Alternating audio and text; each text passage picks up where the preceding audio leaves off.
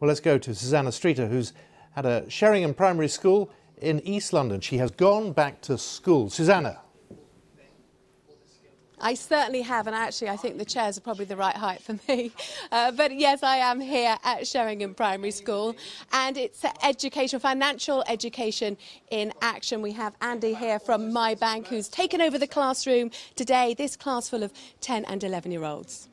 From these sessions is I've learned all about interest and how it can help people by when they save with the bank, it can give them extra money, but when they borrow money from the bank, then they give some money to the bank, which is also interest, and that's a really cool fact. Cool fact. Sweet.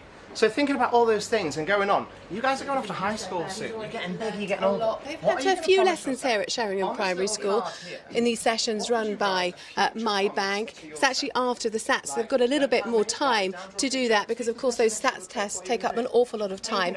But how easy is it to teach children about financial education? Well, let's have a chat to Greg Davies, who's a psychologist, head of behavioural science at Oxford Risk. Greg, it's not easy, is it? Technology means that making those impulsive decisions is a lot harder. It does, and if you look at how technology has influenced payments over the last decades, we've gone from credit cards to debit cards to contactless. It makes it all much easier for us to just buy things on a whim all the time.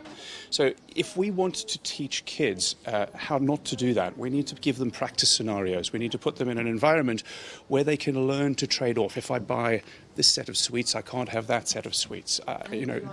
Helping them to basically learn and practice the self-control that helps us to dampen our impulsivity. Why is it important to start at a young age? Because there is this campaign to ensure that all primary schools get lessons like this one. Well, the evidence tells us this is when it's effective, because our money habits are inculcated very, very early in life. So the earlier we start, the better, frankly, and that will have a long effect across most of our lives. If we leave that too late, if you let people just sort of be impulsive, into their teens, 20s, 30s, 40s, we're never going to have the same effect that you do going into classrooms like this very early on. OK. Greg Davies from Oxford Risk, thank you very much. So you heard from Greg there. Technology is making it harder to control those impulsive buying decisions. But can tech help? Well, here's a man who thinks so. It's Will Carmichael, who's Chief Executive of Rooster Money. Tell me more about the app that you've set up and how you're trying to encourage children to save. Yeah, so Rooster Money is a pocket money app.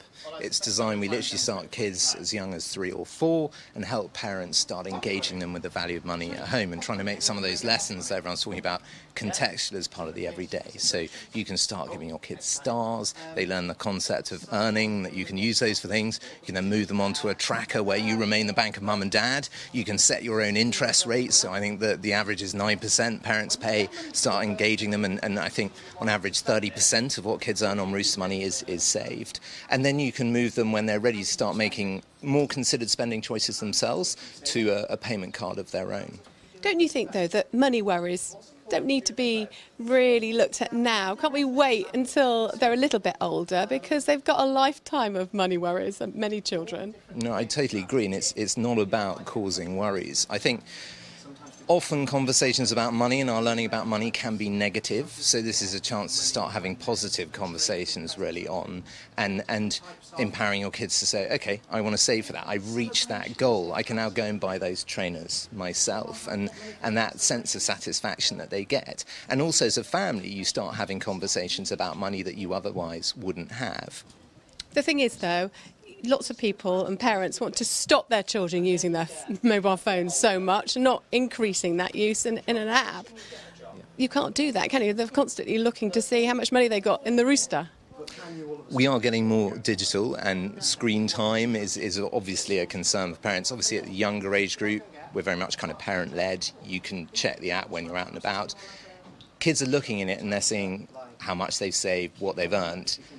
they open it when they need it, and those are in those environments on the school run. Maybe it's on holiday, maybe it's in the supermarket, or they're getting an app download.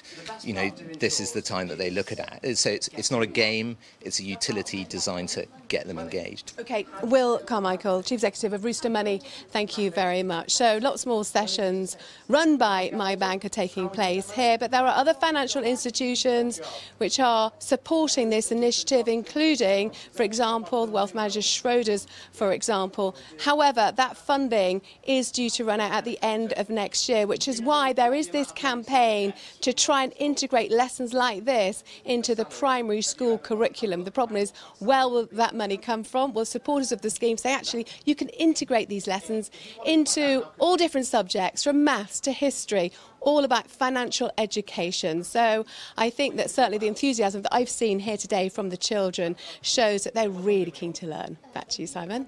Thank you. Let's see if it's rubbed off. What a 6'8". 48. Well done. Good. I know that was mean. I'm sorry.